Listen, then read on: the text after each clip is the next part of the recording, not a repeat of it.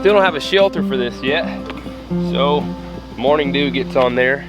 It's no fun having a wet bottom, is it, Micah? Nope.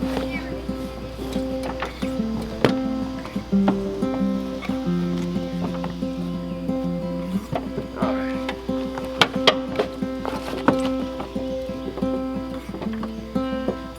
Ready? Yeah.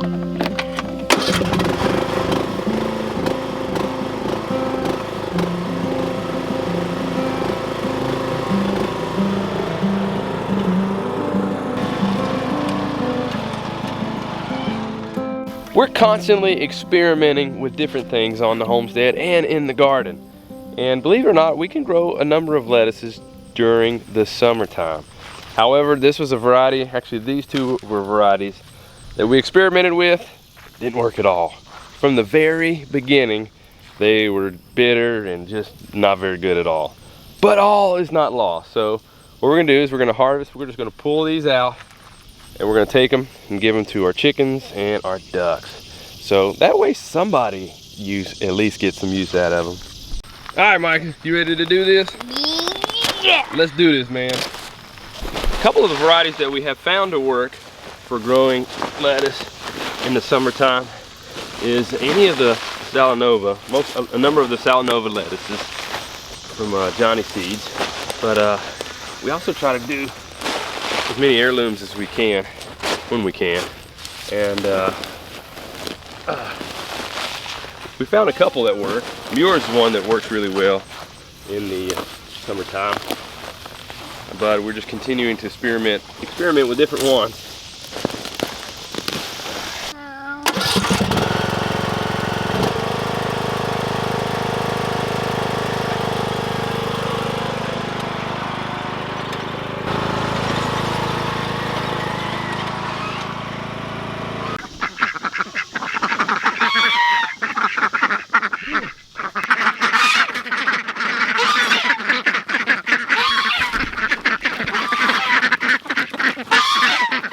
One of the things that I've learned during our time of raising chickens and ducks is that, well, one, for starters, they all love vegetation. You probably knew that already. But actually I found that ducks enjoy it even more. So all this here, the chickens will eat it, but ducks are really good grazers, and they'll really go to town with eating the leaves. Chickens, for the most part, will just nip here, nip there, and just gradually nip away at it. But the duck will take almost like a whole leaf and just gobble it down.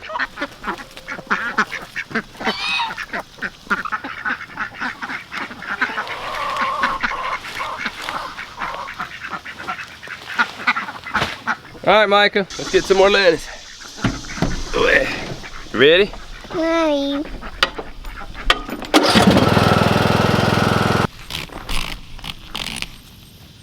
Now, just put it right there. Good job.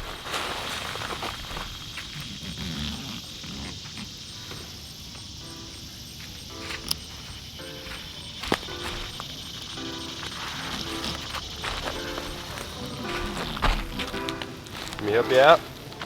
Come on, let's get down low and pull them out. There you go, just like that. Not get lower, you're too high. Yep, pull from real low. There you go. Pull it. Come on, you got it. A little harder. Get low, keep getting too high. You don't want to pull high. You just break it right off. You gotta get low. Well, that one broke off. Sometimes it happens. So just wiggle it out of there. Why don't I pull them out and you put them in the gorilla cart? Where you want to pull them out still. You gotta get low. Yep. Pull low. There you go. You did it.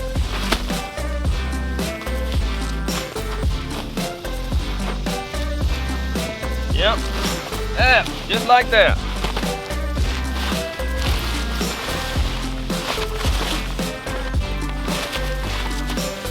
Yep, keep putting in that pile there. All right, we got these just before they really started going to seed. You can see the flowers are here, so this is pushing it as far as time. And we have been trying to save seed, and I encourage you all to do so as well, which is another reason we're trying to do more heirloom varieties, so that way we can save seed. For some of the other things like Salanova, you can't save the seed. but with your heirloom variety, you can. And if something was to ever happen to our seed supply companies, if we don't have our own personal collection of seeds, we would be in bad shape. So it's one of the things we're trying to do on our homestead. What about you guys? Can you go ahead and load that into the gorilla cart?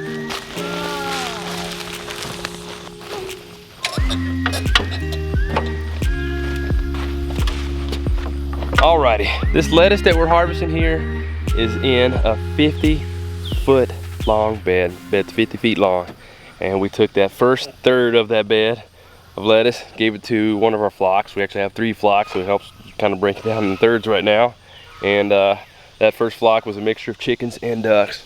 This batch right here that we're gonna be taking is going to another flock that we have. It's mostly chickens. And then we'll come back here and get some more.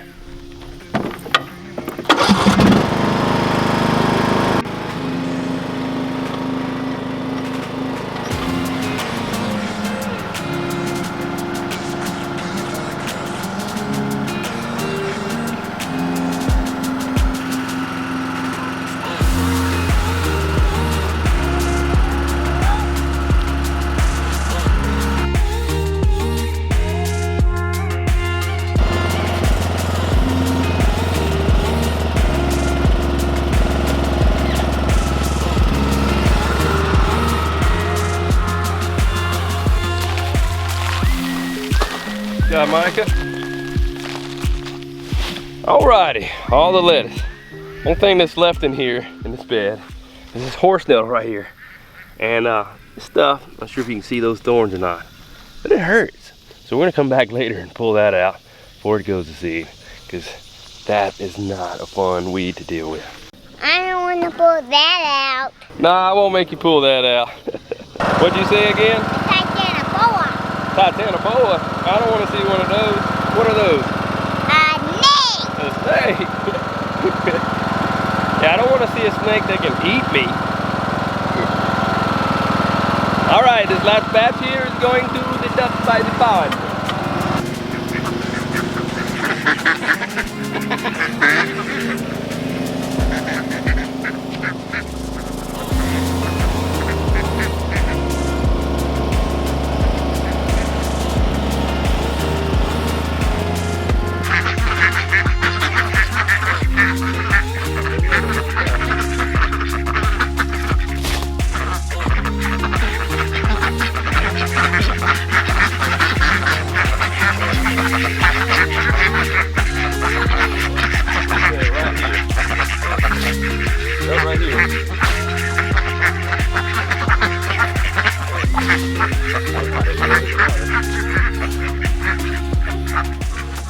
All right, well, that is done. And just reminiscing and thinking back that it's been 7 years now that I've been raising chickens and 6 years for ducks. That's pretty crazy to believe. And originally, one of the biggest things, or I'd say the straw that broke the camel's back for us making the decision to move, was us not being able to raise chickens inside the city where we live. There was a number of other factors that were in our mind, but when I was like, I want to raise chickens, my own chickens, and they said nope, then I was like, all right, we're out of here. So we started with chickens. Even before we officially moved here, we were raising chickens, and I did that to kind of help motivate me to come out to start what we were doing and setting up our yurt and continue to, something that gave me even more motivation to keep going. I don't recommend that. That may not be for everybody, but it did help force me to come on a daily basis to feed the chickens, gather the eggs, but also do something each day in working towards being here on our homestead. And then at around the same time that we got the chickens, we also got ducks. So come to think about it, I've been raising ducks and chickens the same amount of time, because we had 2 Pekin ducks that came with our chickens that we originally got. And it's like, wow, in a way that seems so long ago. It's pretty interesting to think about. And one of the things, I've experimented with so many different types of housings and setup situations for each, the chickens and ducks. And you know what? I see a lot of people fall into the trap of trying to overanalyze the situation and try to, and that hinder them from actually start raising chickens or ducks. You know what, guys? These animals live out in the wild, and there's so many things that they can do without us. Yes, there's things we can do to help protect them and prolong their lives and working with us on our homesteads, but sometimes we just overcomplicate things. We want these super glamorous chicken coops, and that's really not what you need. You just need something basic for them to be protected in from the owls and the hawks, and a place where they can lay their eggs. And sometimes they don't even lay their eggs where they're supposed to lay their eggs. But that's that. So I'm gonna let them munch on this lettuce here, and then we're gonna come back and let them have fun on the pond. All right, Micah, you ready to head back to the house? Yeah. All right.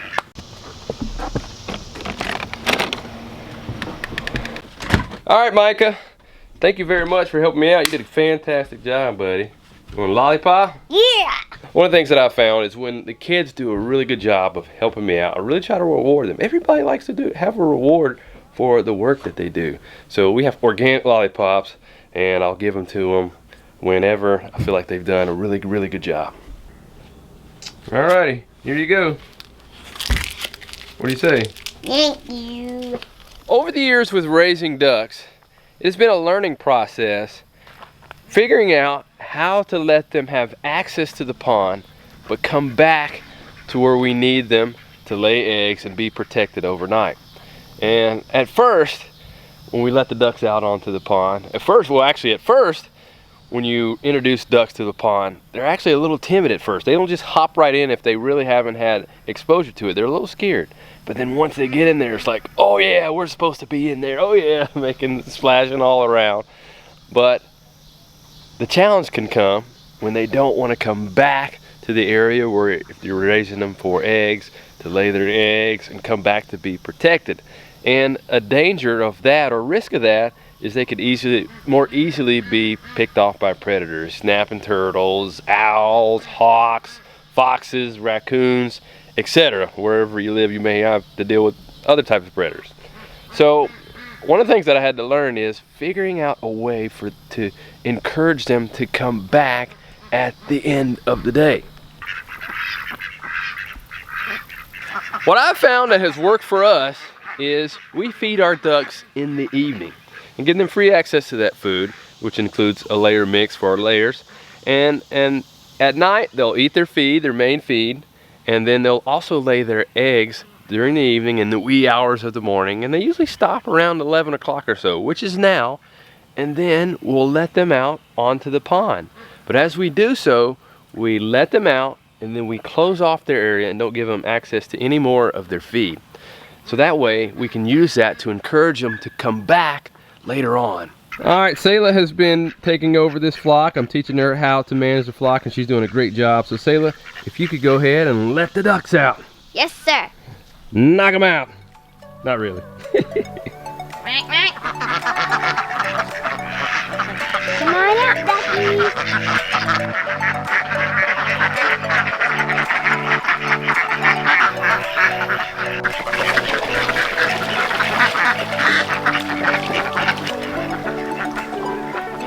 And there they go. This is one of my favorite scenes on the homestead, is seeing a duck on the pond, splashing around, diving under, tail feathers up sometimes, and sometimes some completely submerged under the water, swimming, getting who knows what. So Selah, what have you learned with raising ducks and being more hands-on with this flock? I think it's good to have them have a routine, so they know when they can come in and when they go out. Routine is beneficial for everybody, people and ducks. All right, next we're going to close up their area, so that way they don't come back here yet before we're ready for them. And then a little bit later we're going to show you how we get them to come back exactly. So we got them closed up here. We also got some eggs we need to gather. So Selah, go ahead and get your egg basket so we can get those eggs.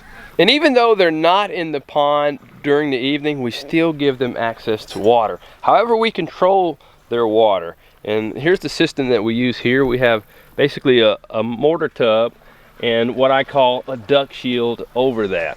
And this keeps them from getting in here and just making an absolute mess with their water.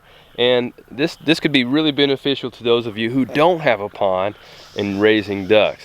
So what you do is get the mortar tub like I have here, make you a duck shield, and you can make it out of whatever. We have, this one's made out of wood. You could do it out of some type of fencing material, whatever, just enough that way they can stick their head in there, get the water that they need, and they also need to be able to submerge their head and their eyes so that way they need that water on them.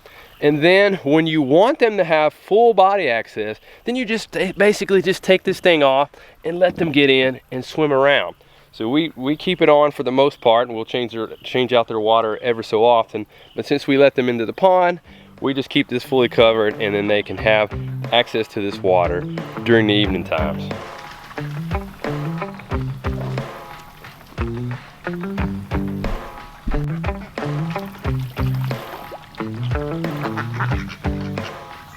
All right, so Selah's gathered the eggs. And this is one of our newer flocks. We got these ducks here from Murray McMurray. We're pretty pleased with them. But we've also tried with this flock a couple breeds that we haven't done in the past. We mostly do khaki Campbells, and they're excellent egg layers. But what are some of the ones that we have in this flock here, Selah? We have a few khaki Campbells that just came to the pond, and they got in with the other ones. We have some black Indian runners, some Welsh Harlequin, and some Gold Star. Yep, and all those are from Murray McMurray too. And if you're looking to get some chicks, some ducklings, or any type of equipment for raising them or even processing, you can check out the link in the show notes below for Murray McMurray Hatchery. And speaking of that, we just not too long ago raised and processed our own broilers, Cornish crosses, from start to finish here. And really enjoy them. But one of the things we're going to be doing is ordering some processing equipment. We had to borrow some from a farmer friend in the area. We actually want to start gearing up and getting our own, and you can do the same and start raising your own meats too. And I'm actually thinking about considering raising some meat ducks, so probably do some pecans or something like that. So we'll just have to see. I need to start gearing up for that, because the fall, that's when I'm planning to do so.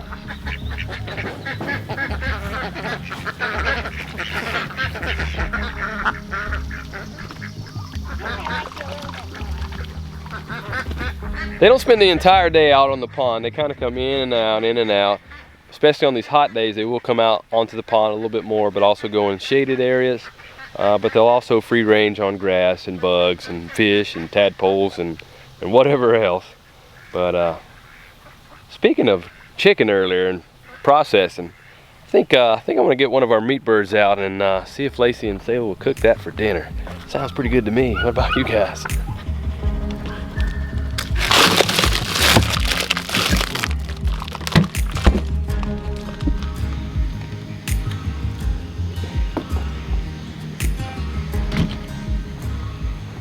Well, it looks a lot different outside than it did earlier today. Storm just came through, and still cloudy, but at least it's not raining anymore. But it's time to go ahead and put up the ducks. First thing we're gonna do is we're gonna get some feed for them to help encourage them to do what we want them to do, right? Yep. All right.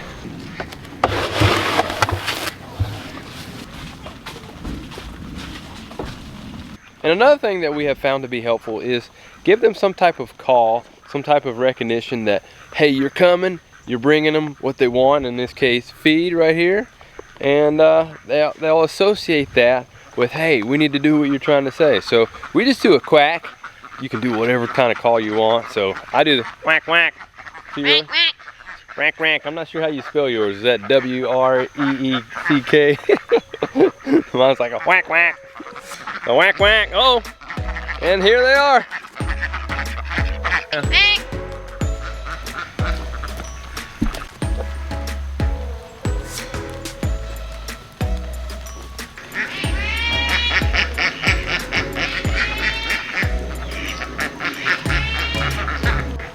So proud of her. She's getting them to come all by herself. And they're doing it.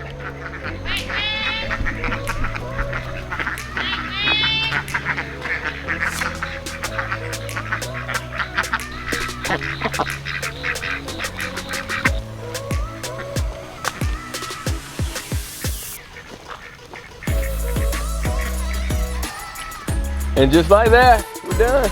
Good job getting them to come back in. You got this. You don't even need me here.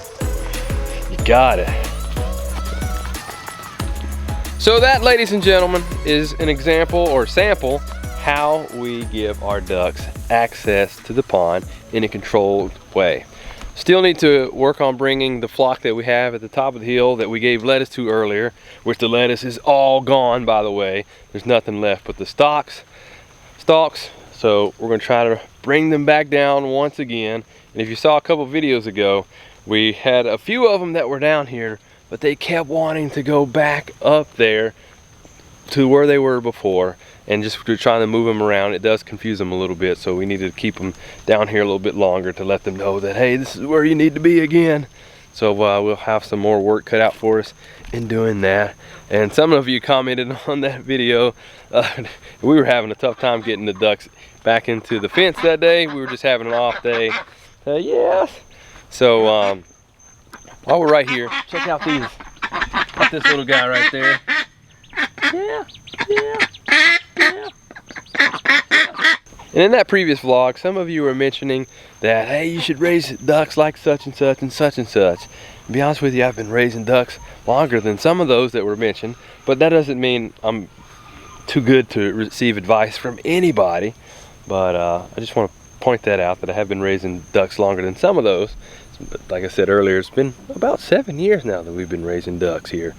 So definitely been an excellent journey, and looking to expand upon that journey with raising some meat ducks at some point. So looking forward to that. But like I said, I do want to say we appreciate comments.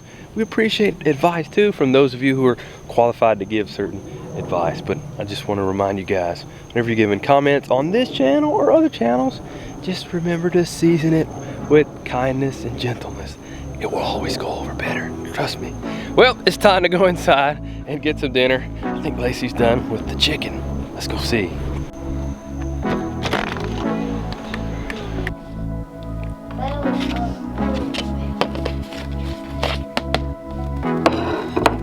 We just froze. Alrighty, so what do we have here? Well, we have one of our chickens done in the Instapot, and then I have some curried garbanzo beans with some green beans and carrots, and I'm adding in our fermented squash that we did. There we go. It's hard to believe that it's been almost a month since we've processed these chickens, and look forward to eating them. Eating this one right here. We've had, what, one so far? Right two. Now? We actually, oh yeah, that's right, we had this two. This is our third one. This will be our third one, and you can definitely taste the difference in the flavor with having fresh, farm fresh, pasture raised birds. Definitely a difference. That's right. What is something that stood out to you from that time that we did that? We processed those chickens. Well, it wasn't my favorite thing to do, but whenever you have food on your plate that you're getting ready to eat, and it's been grown on your farm, there's just a level of satisfaction there that doesn't come from just buying your food at the grocery store. I totally agree. And even the process of processing the chickens is almost like a, I want to say, a sacred, a spiritual. It's definitely a very impactful thing to go through. And even before we processed the chickens, we just took a moment, and we were even doing this even leading up to it, to just reflect on the impact of something given its life for our lives to continue on. Is really something deep to think about. So farming and homesteading is one of those things. Is we get to enjoy the physical benefits, but there's also a lot of deep spiritual benefits that go along with it as well. You're right. What about you, Selah? What do you remember from the time of processing the chickens and raising them? That I played with the chicken feet. Oh. That sounds gross, Selah. Hopefully you have something else you remember. I had a fun time with Sydney. Yeah. That's a better answer. There we go. So I played with their feet. Well, that was an answer. Well, we're going to wrap it up because I'm ready to eat. It's been a long day. I'm hungry. We'll see you guys next time. Bye.